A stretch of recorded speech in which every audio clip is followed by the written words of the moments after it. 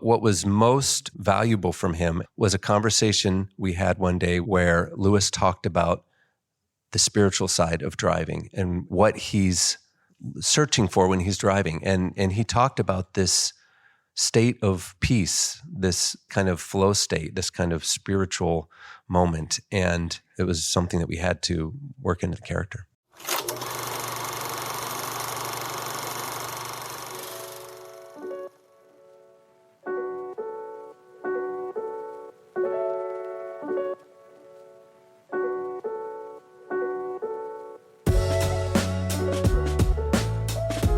Hello, and welcome back to The Director's Cut, brought to you by the Directors Guild of America. In this episode, a fallen Formula One driver returns to the highest level of the sport in director Joseph Kosinski's racing drama, F1, the movie.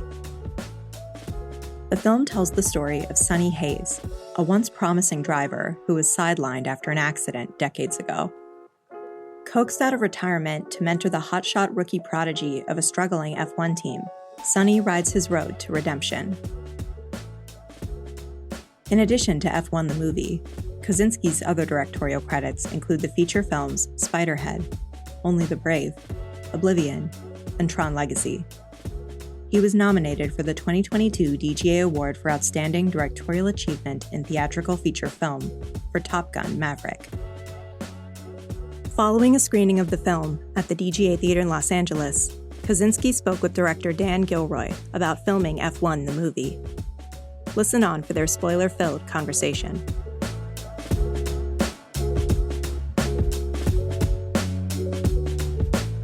I'd say thank you for coming, but I'm sure you were all very excited to be here today. I know I was. I saw it last night, and I got to say, I'm a huge movie lover like a lot of you, and I love this arena, and I think for my money, this is the most authentic, emotionally charged racing film that's ever been made. And I say that with great reverence for the arena. Thank you. That's very kind. Very kind. Because it's a tough arena, and what you've done is a major accomplishment. I have a lot of questions to see how much we can get into here. So I'm going to start a little chronologically. You share story credit. Yes. And I wanted to start there. So filmmakers often go into a project and they say, I want to make something that's technically accurate. And then the stories become unreal. They're really burdened. I found that the opposite with this film, which is a real strength. As an example, you focused on the human stakes, and you focused in on a team, a sort of broken upstart team that's competing against these giants. In the real world of F1, they would have no chance. And you very wisely saw that. And you decided they were going to have sort of, to win one race was going to be a victory. But I'm focused on it now on Brad's character, because the trope for Brad's character would be an older guy who's going to redeem himself. There's an element of that, but you took it to another level, which I was really interested in. And I was wondering how early you had that. He's a guy who really sort of is competing with himself, and he sort of has this pursuit of this ethereal perfection that it goes beyond competing with other people. How early was that when you were conceiving the project? Well, I was very lucky on this project to the first person I reached out to when I kind of had the idea of making it was the 7-time world champion, Lewis Hamilton. Hamilton, right. Yeah. So this all started with an email to him where I said, I want to make the most authentic racing film that's ever been made. I know you're interested in film. Oh, thank you. And I said to Lewis, will you help me? Right. And luckily he said yes. And having Lewis as part of this was incredible in so many ways. And the technical side is obvious, even though, his knowledge goes so deep technically, it goes beyond what I could ever show on the film. But what was most valuable from him, and it was kind of a surprise, was a conversation we had one day with me, him, and Brad, where Lewis talked about the spiritual side of driving and what he's searching for when he's driving. And he talked about this state of peace, this moment that's only happened a few times to him, where the car disappears and everything gets really quiet.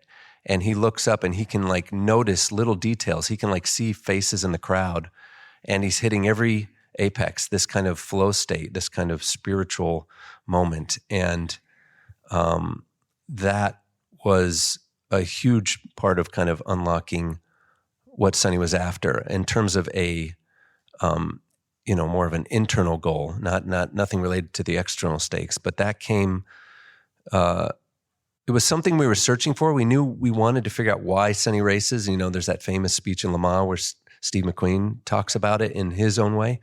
But when Lewis kind of really gave us this fantastic description of the car disappearing around him, it was something that we had to work into the character. It works to your advantage so well. So you're a little bit like the driver in the sense that you are riding herd on a massive production. And what is the Zen-like place that you go to because what he's done, we're all vaguely in different degrees involved in production. This is so far removed from your average film. And I've met you a few times and I've watched interviews with you. You seem to have, it seems like an effortless cool. So what is your Zen place when you have 800 people on a set and suddenly 4 things have gone wrong and you have a quarter of the time to shoot? Where do you go? What is your process? It's true. I actually feel very comfortable in the middle of the chaos. And you saying that now reminds me of something people used to say about my dad, who is a vascular surgeon. And they said that in the ER, when everything was going absolutely crazy, he was the kind of calm at the center of the storm. So that was kind of something I knew about him as I was growing up. And maybe it's something you inherit, or maybe it's just something you're aware of. But this is my 6th film, and I learned at some point, my first film, Tron Legacy, was also very complicated and chaotic. But what I've learned is that in that chaos of filmmaking, very often you get something magical that you could have never anticipated or planned for. So you have to be, in those moments, you have to be very open to the universe, I guess, and the movie gods. They might give you a gift, so you have to be ready to receive it. And I also have learned that the audience doesn't know how chaotic the production was, right? All they care about is what they get on the screen. So there's often there is no relationship between how the day went and how you feel about it, whether it was good or bad, and the footage and the reaction to it. There is a disconnect there. We think it's connected. We think if you have a bad day on set or things don't go your way that it's not going to be great, but I've learned that's not necessarily the case. So I think just having the experience of making a few movies prepared me for this one, which definitely was the most complicated. It's a gift. And as we all know, there's many stories of directors who lose their minds over things that are much smaller than anything you went through on this film. It's really incredible. Going back to the story for a second, was it early on that you also decided to take an upstart team? Because there's some writers in the room, probably quite a few. You think, I'm going to make an F1 movie. Your first thought, which you're going to discard, you wisely did, I'm going to take an upstart team and have them win the championship.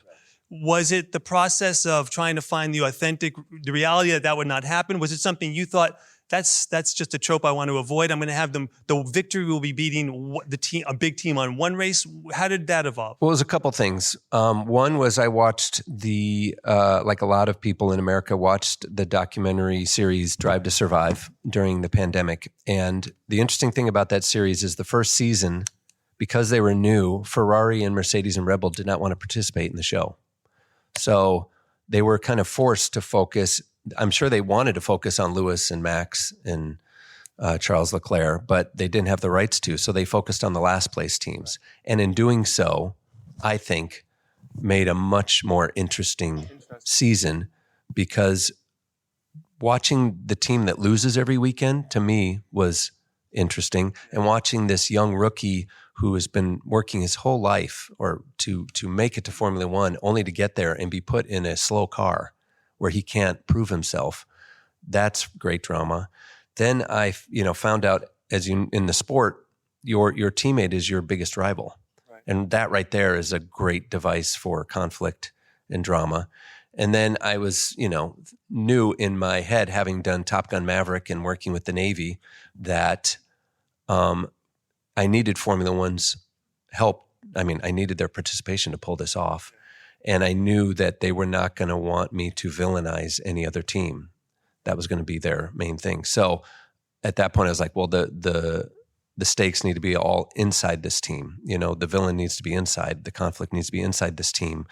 So that's kind of where this Bad News Bears-esque kind of idea came from, It sounds so logical and it makes so much sense in hindsight, but it's a trap that many people in almost any competitive sports film you fall into early on in the meetings, the stakes have to be incredibly high, and it doesn't matter if it's unreal. Somehow it's going to make that more enjoyable. The other obvious thing is I really wanted to work with Brad Pitt, and I needed to figure out a way to put Brad Pitt in the world of Formula One. And he has two big things going against him.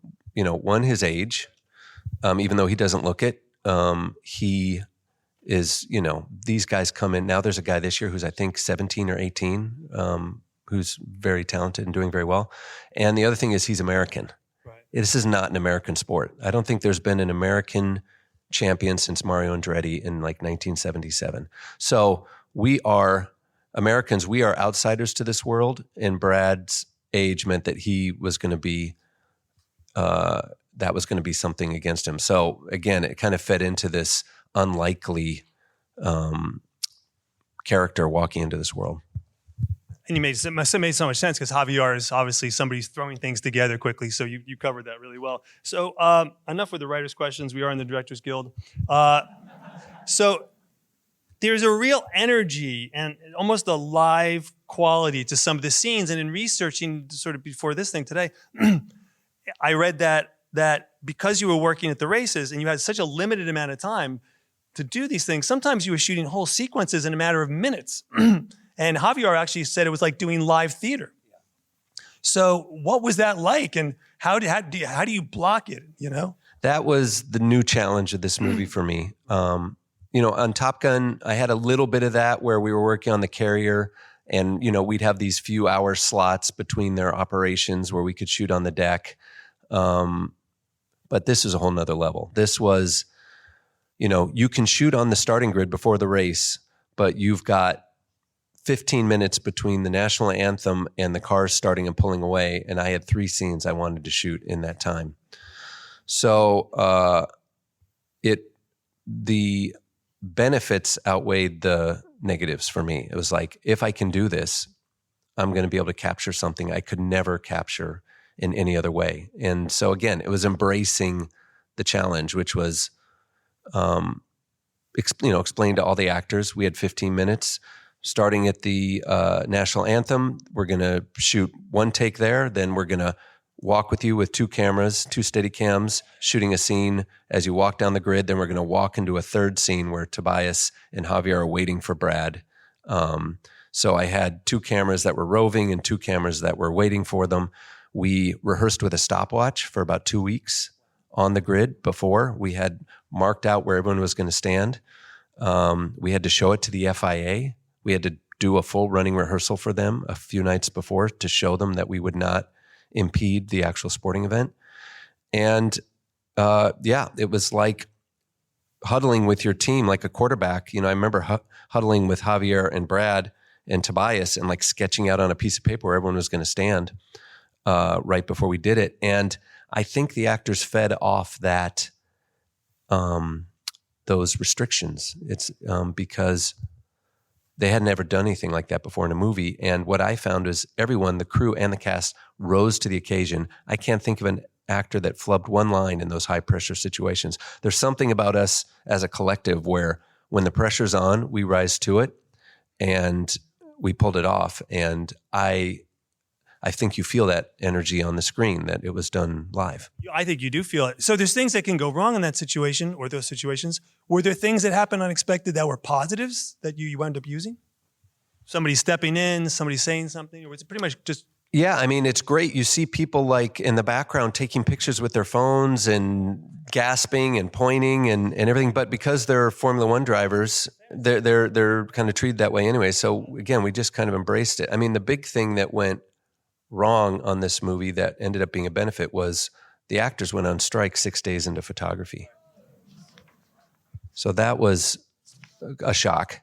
The writers, we knew we were going to go on strike, so we had our script. Damn done. writers. Yeah. I'm one of them. But yeah, 6 days in, after we had shot the Silverstone Grand Prix opening, SAG went on strike, so I lost my 4 main actors. The rest of my cast was equity, and my whole crew were Brits. So I just transitioned from first unit to race unit and continued to shoot for 38 days. And we just went across Europe, and I shot all the races myself. I shot every pit stop myself. I shot every click of everything myself. You were operating. I was doing it all. I mean, I was doing it with my crew, but yeah, some of the inserts I shot myself. I mean, it was actually great on a movie of this size to be able to shoot every shot. You enjoy operating? Do you enjoy it? I do. Yeah, I pulled focus a couple times. I like to shoot POVs. Like sometimes I like to get in there. But for me, it was just keeping the momentum going, keeping everybody working. And it ended up being a good thing for the film because I got to continue to tweak some things script-wise that when we came back for the next season was all done. Like the red flag sequence at the end, that didn't exist in the script that I started with. That was only added in the second season. So that was obviously a big improvement, I think, for the film. So you invented a camera system for this. You worked at sort of a similar concept with Top Gun, but here you're doing weight reduction. You're trying to pack. You ultimately wound up putting 16 cameras on the cars. It was called Carmen. I'm not exactly sure why the system was called Carmen, but you separated the lenses from the battery and the other parts of the housing. So were these prime lenses or were these variable lenses? These were prime lenses, very small, very similar to the lenses we used on Maverick, but these the camera heads were much, much smaller than what we had on Maverick and much lighter. So Sony built 25 prototypes for us. I had 16 mount positions on the car, but I only did 4 at a time. Okay. Why only 4? Why? Because I read that. I wasn't sure. Because just weight and complexity, because they were all transmitting live video back to... I thought they were recording in the car and then you would download like on a DIT app. They were recording locally raw, but they were transmitting HD video to our master control station where I had, 8 cameras. And the reason I needed live transmission is because we also developed a remote head that was panning. So we were operating the panning, which had to go with the action. So I had to see what was happening. But this is a whole new system, which we developed, and the cameras were integrated into these custom race cars that were built by Mercedes F1 for us. Actually built into the car. Yeah, everything was, so we worked with them. We put the Mercedes engineers and the Sony engineers together and literally built cars that were made for shooting this movie. Did you have different lenses on different parts of the car, or? Yeah, I had like a 10 mil on that center That's shot. The one I was most interested in. Yeah, the I've kind never of center, seen a 10 mil. I mean, it was just unbelievable. Super wide angle, large format 10 mil. So it's like equivalent to like a 7 mil on a 35, standard 35. Gorgeous. So very fisheye, very wide, but I wanted Was it fisheye? I didn't see any degradation. There's a little distortion at the edge. there? Yeah. The reason you don't notice is because Brad's face is in the center and Damson. Right. But if he were on the side, you would kind of flattens things out a little bit. It would bend it a little bit. So I had a 10 there, and then I had 12s and 15s, which were just offset that were panning. But most of them were very wide because I'm just trying to capture this world. When you went out with the project, everybody wanted it. Everybody was going after it. You wind up going with Apple. I read that Apple actually, their technical support with the cameras and some other things was actually coming into play. Was that ever a reason why you went with Apple, or was that just value added? No, that was a nice surprise. Right. We went with Apple because from the first time we pitched it to them, Zach and Jamie and Matt, who run the film division, totally understood and got the movie we wanted to make. Completely on board with doing it theatrically, wide release, IMAX. And then, the technical side of it was a nice surprise. I needed to develop even a smaller camera because the FIA allowed us to replace the broadcast cam that's behind the real drivers' heads in the real race. There's a little pod. It's like this little aerodynamic fin. It has a tiny broadcast camera in it that transmits half HD video for the broadcast. So when you're watching the race, you see that. Not good enough to hold up on a big screen, but good enough for television. They allowed us to take that camera out and replace it with our own cameras on 2 cars every race. And so Apple created an enhanced version of their 4K iPhone camera that recorded raw to a chip that we were able to install in those pods on every race. So I was getting 2-car footage from inside the races themselves, which then digitally I reskinned as Apex cars. So there's like 31 shots from the iPhone cam in the movie. It's a technical achievement on every level. I mean, I'm just listening to this. It's incredible. That's a technical achievement. This movie's a sound mixer's nightmare. I mean, you got a great guy named Gareth John. I've looked up his credits. It's incredible. So is he just losing? I felt sorry for him. Yeah, he was very stressed out the entire time. The poor guy. I mean, I just saw him so many times just throw his hands up in the middle of a scene because shooting at a racetrack is not ideal for sound. I can't even imagine it. So yeah, he did win the Oscar for Dune 2 last year. Yeah, so I was happy he got a little something there. No, he's fantastic. But yeah, it was a very rough experience for him, I'm sure. But I have also an incredible mix team up at Skywalker Sound that pulled that all together. The other thing, from a sound point of view, every engine sound you hear in this movie had to be replaced. We had to ADR the car for the entire film because we were running an F2 engine, which is like a 650 horsepower gas engine for shooting. The real F1 cars are hybrid engines that are a mix of electric and gas and sound different.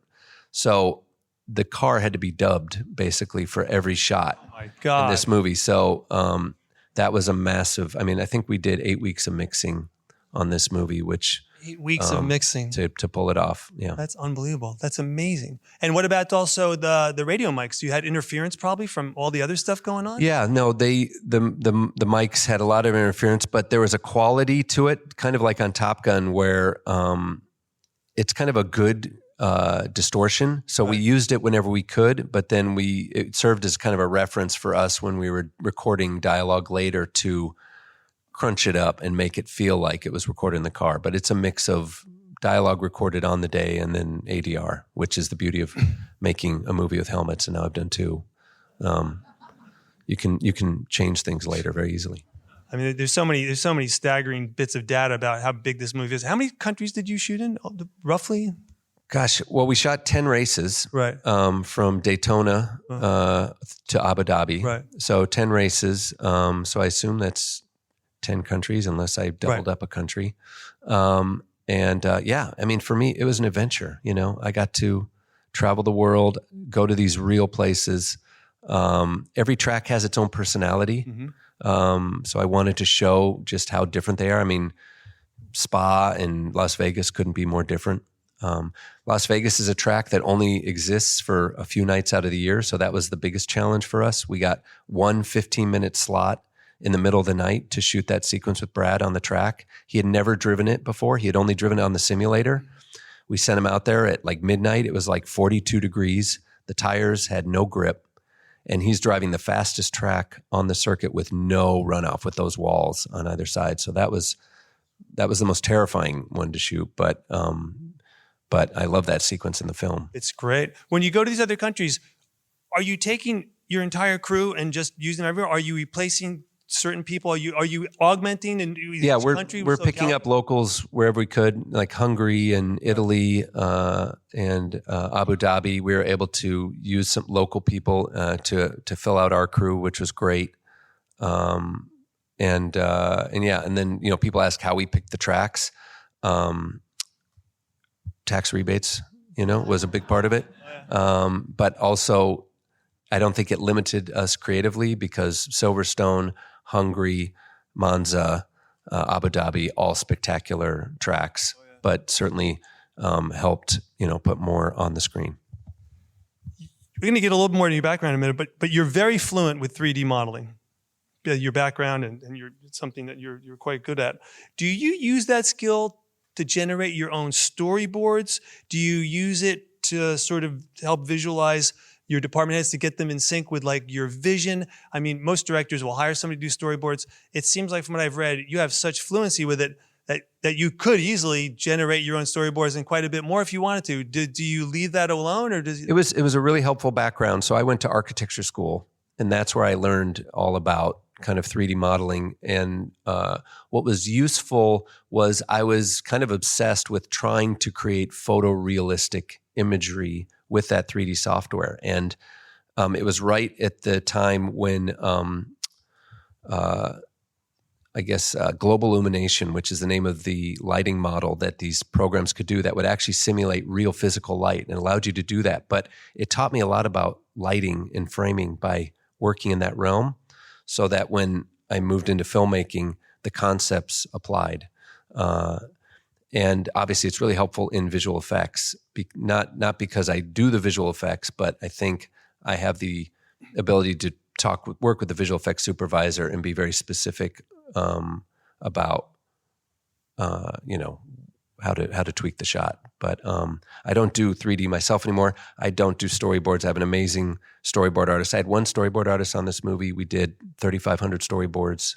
You had to. I mean, yeah. This is No, you have to. On something like this, you have to be prepared and then be prepared to throw it all out on the day. So I love Oblivion. I'm a big fan of Oblivion. And I particularly love the production design. And I read that you actually designed the Sky apartment, because I then saw photographs of it that you did. So that is true. I did design the Sky Tower. And that was because when I first moved to Los Angeles, my first 18 months here, I was unemployed.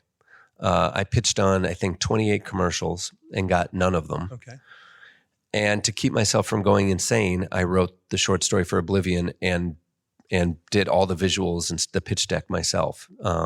So that was a case of, just trying to stay creative, and luckily it paid off because I got to make the movie eventually. But yeah, that's true. I did design that one. So, but you do have this tremendous experience with it. Do you have a closer relationship with your production designer than you'd say other people might, because they're not as fluent in design as you are?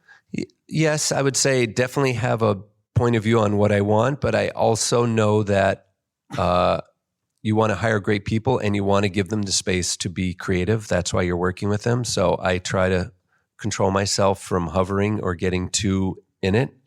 It must be hard sometimes.